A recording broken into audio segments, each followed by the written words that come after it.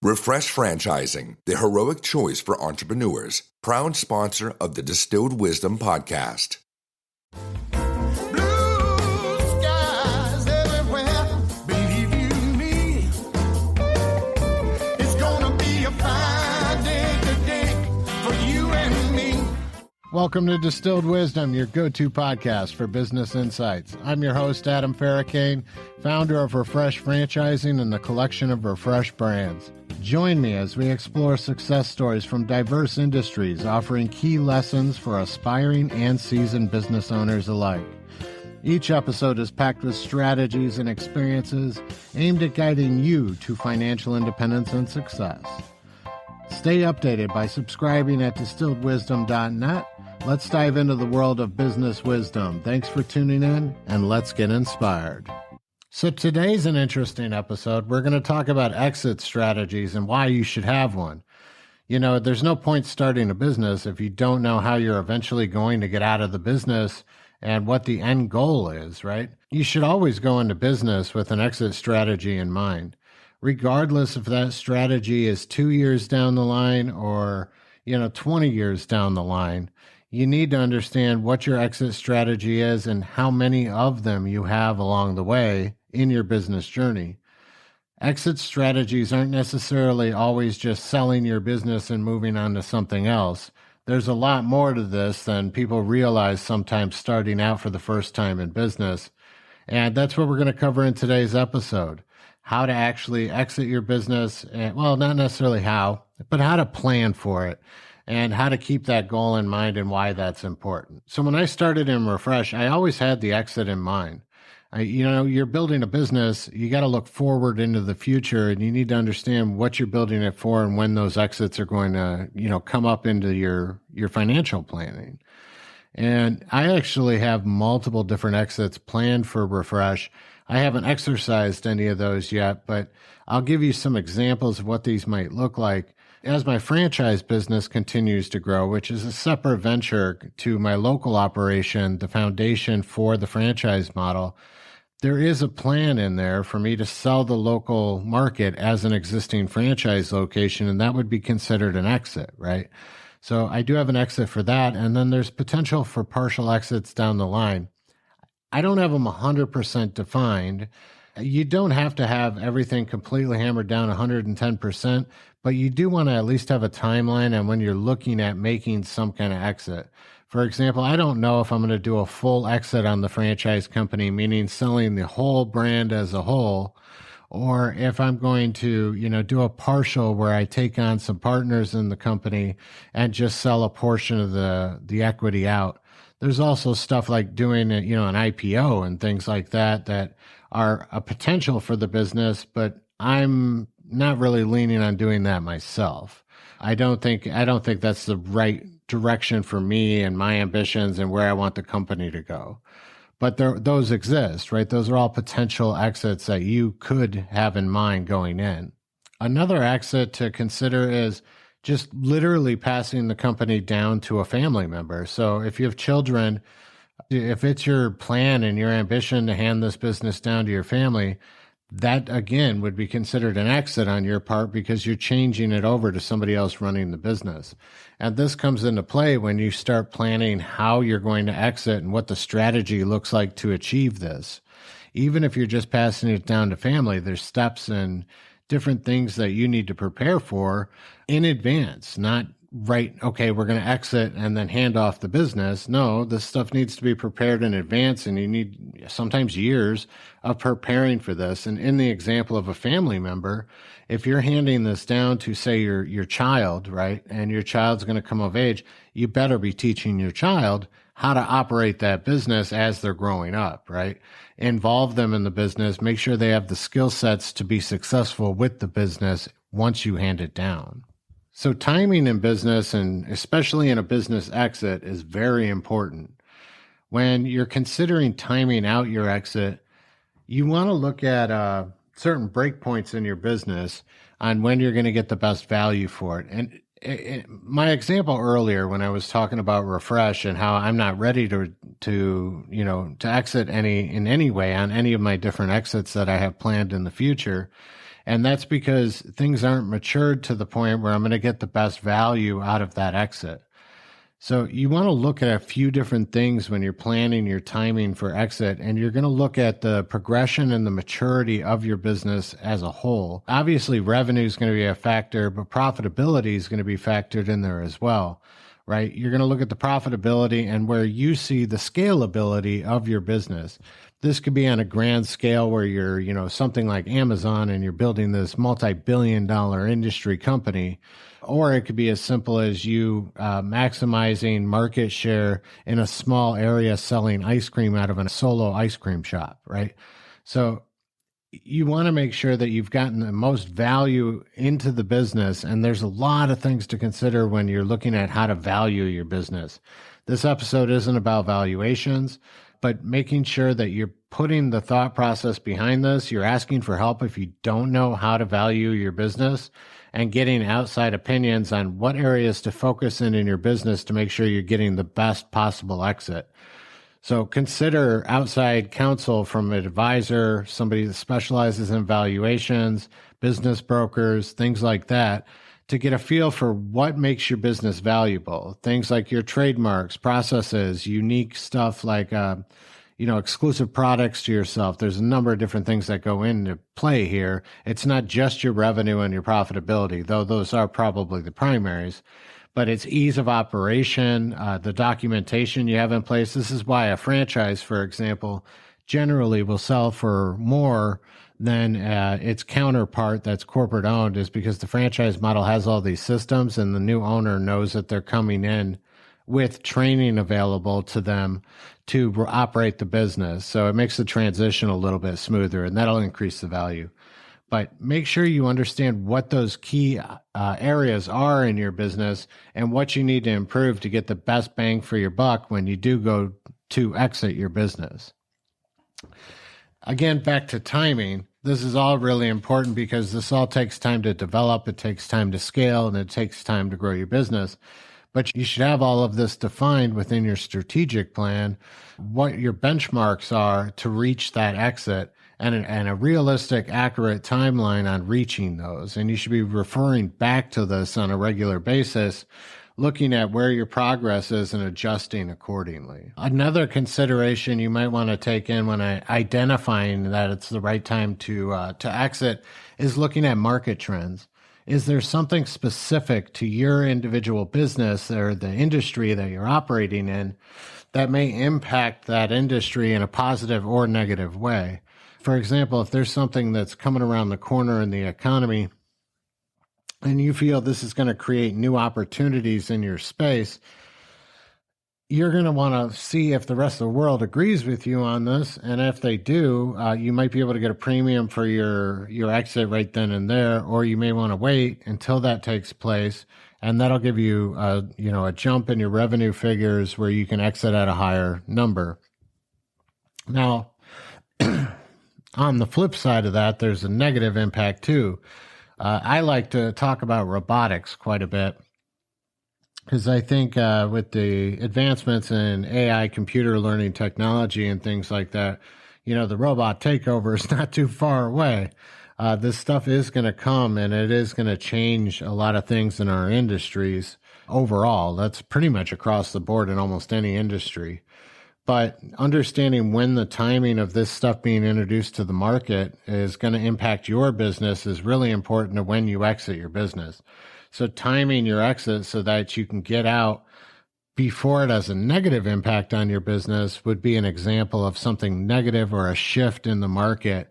If you can get out earlier, that means that you're going to get, the most value out of your business as possible. So I already kind of alluded to how to prepare for the sale or the transfer of a business. It's almost two different things, though. If you're looking at a transfer, so in our example earlier, when you're talking about passing the business down to, one of your children, there's a lot of ways that can be structured. And I would have a number of people in those conversations, and that would be people that specialize in wealth planning for high net worth individuals.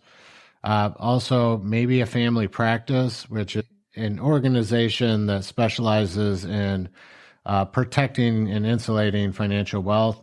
Obviously, get your CPA into the mix and a very good attorney. So there's a lot of different ways to transfer this. I'm not an expert in this space, so I'm not going to offer a ton of advice on this. But make sure you do have lots of experts looking at this from a lot of different angles so that you're not triggering major tax events and things like that. If you do this the wrong way, you could end up with, some large bills or actually passing on, some negative impacts to the person taking the business or even yourself in triggering a tax event, for example. Again, not my area of expertise, so I'm not going to dive too deep into it. Now, preparing for sale, though, I do have some basic advice for this.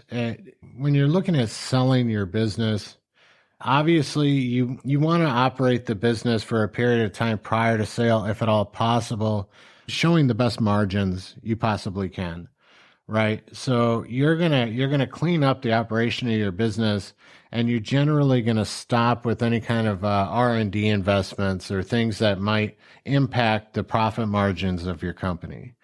So, and it's not just for a month or two prior to you listing this for sale with a broker. You're going to want to do this stuff at least a year in advance, possibly even 2 before your exit. And this is why it's so important to understand when you're looking at a potential exit, because there's stuff that takes years in order for you to implement to get the best value out of your business.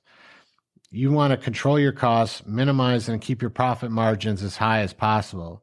This also might mean you're paying a little bit more in taxes than you otherwise would have to. But again, I'm not a CPA, so I'm not going to give you advice there. But this is going to increase the valuation on your business if you're looking at this stuff in advance. So you want to make sure the business is as profitable as possible for at least a year prior, possibly a couple, right? And that's going to increase the valuation when you do go to exit. Another thing when you're preparing to sell is to look at your operations and try to ensure that everything is hammered down and documented properly. If you're part of a franchise model, this is pretty much done for you by the franchisor.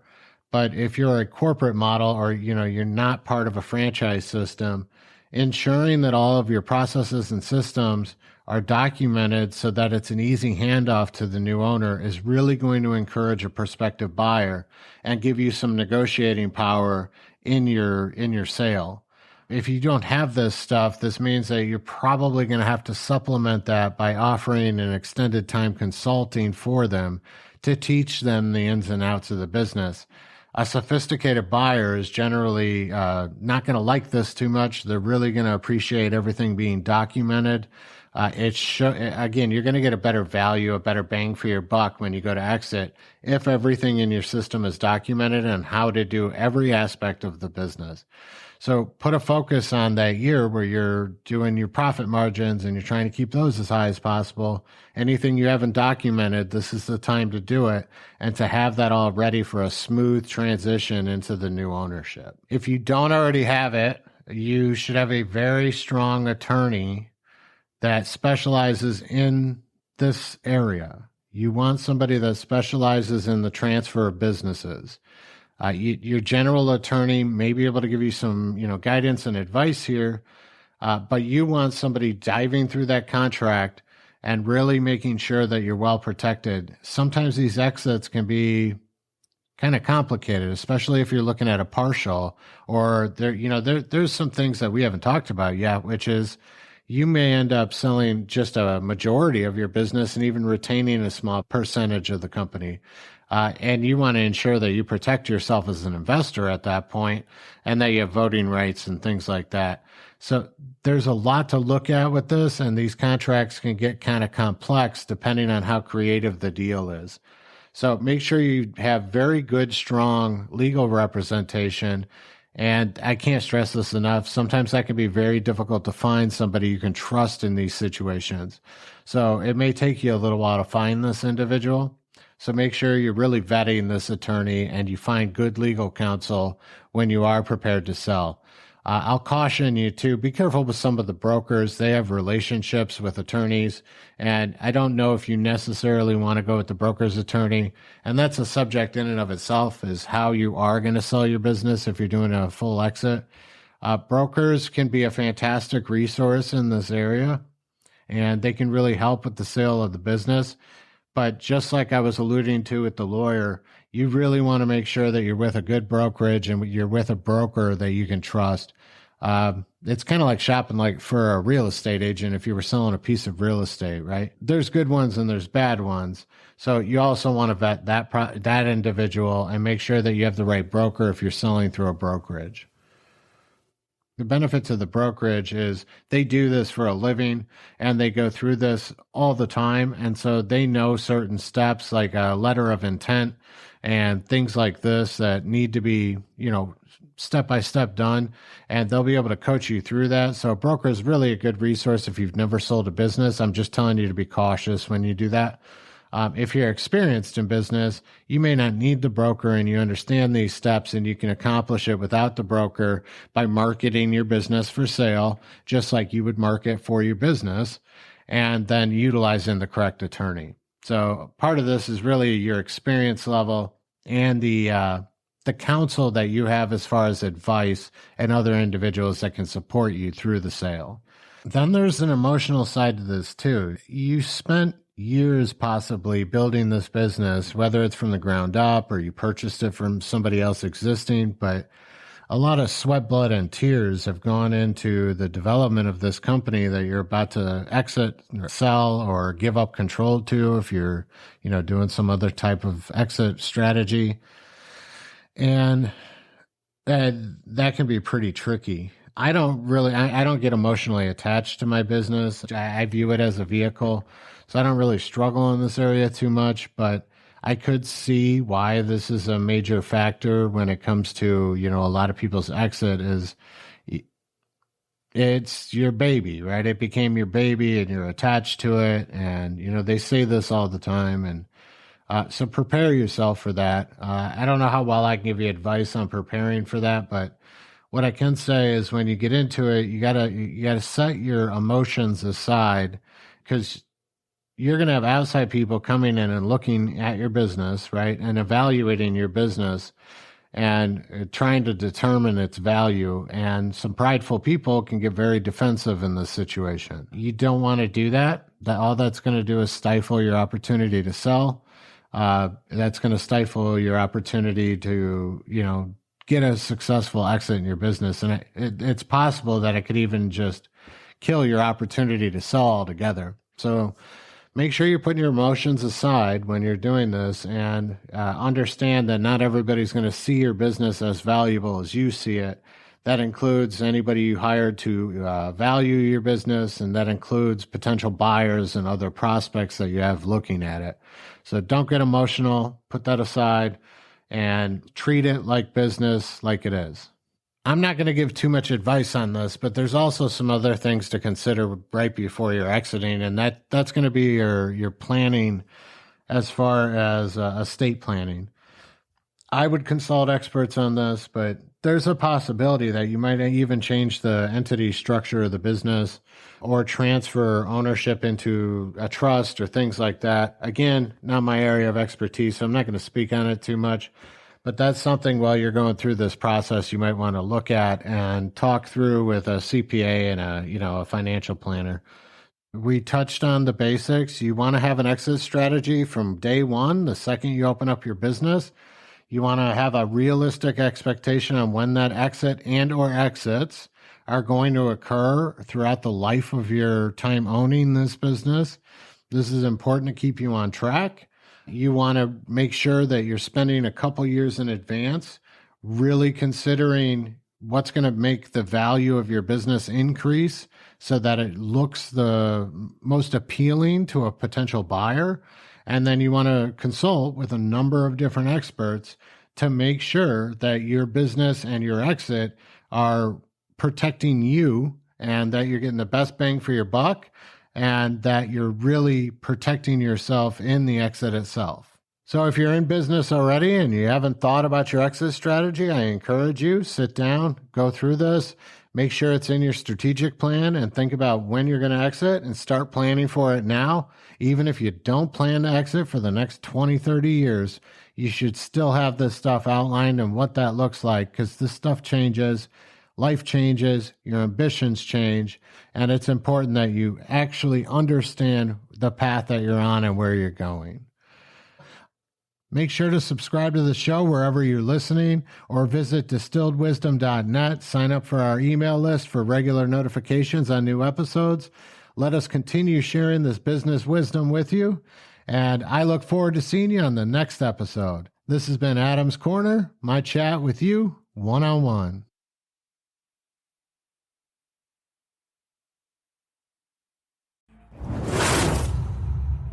I'm Refreshman, and I'm here to empower you to take charge of your destiny. Are you tired of working for someone else? Do you dream of making a difference in your community and unleashing your full potential? Then look no further than Refresh Franchising. With us by your side, you can start your own heroic business venture with the unwavering support and cutting-edge resources you need to conquer your goals. Our franchise model is like a super serum that will give you the strength to succeed. Refresh provides extensive training, ongoing mentorship, and an established brand with a loyal customer base. Plus, you'll become part of a heroic league of entrepreneurs who serve as allies on your journey towards greatness. And the best part, you won't have to waste time building your business from scratch like some kind of neophyte.